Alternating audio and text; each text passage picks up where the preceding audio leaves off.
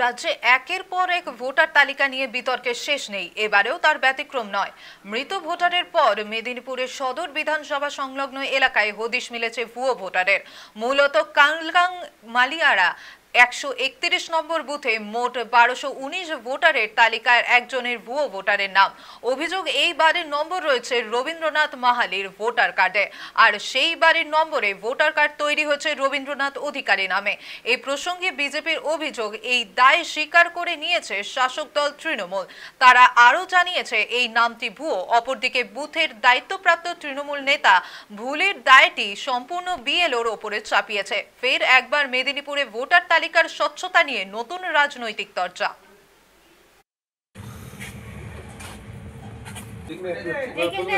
হয়তো হবে ওই ভোটারই, কারণ আমাদের অধিকারী নয়। আমাদের মাহালি। আপনারা মাহালি হিসেবে ভোট দেন? হ্যাঁ, মাহালিতেই ভোট দিই আমরা। আর আমাদের নয় তো, এবার ভুয়ো ভোটারের জন্য তো আমার প্রবলেম হচ্ছে। আপনারা সবাই আমার বাড়িতে আসছেন। হ্যাঁ, এটা বিজেপির পুরো চক্রান্ত। এই চক্রান্ত করে যেভাবে সরকারকে ব্যতিব্যস্ত করা যায়, আমরা জানাবো। বিএলও আসলে বিএলওকে জানাবো কি করে ব্যক্তিটা নয় নামটা উঠলো কি করে। তার মানে এটা ভুয়ো ভোটার হিসেবেই চিহ্নিত হয়েছে। আমাদের যে বিএলও আছে, হ্যাঁ, সুদর্শন পাঁজা, মৃত যেগুলো আছে বাদ দেয়নি, এগুলো তো আমরা বাদ দিতে পারিনি। এবারে এর দায়িত্ব বিএলওর আছে। বিএলও যদি নাম বাদ দেয়, সবাই রেশন কার্ড বাদ দিয়ে দিয়েছে, নামটা রাখছে। ভোটালি সংশোধন, এটা নিশ্চয়ই তৃণমূলের একটা কোনো জালিয়াতি আছে, যে ফেক ভোটার থেকে তারা বুথ জ্যাম করে সেখান থেকে তারা ভোটার সংগ্রহ করে। বিষয়ের একদম 100% দরকার আছে।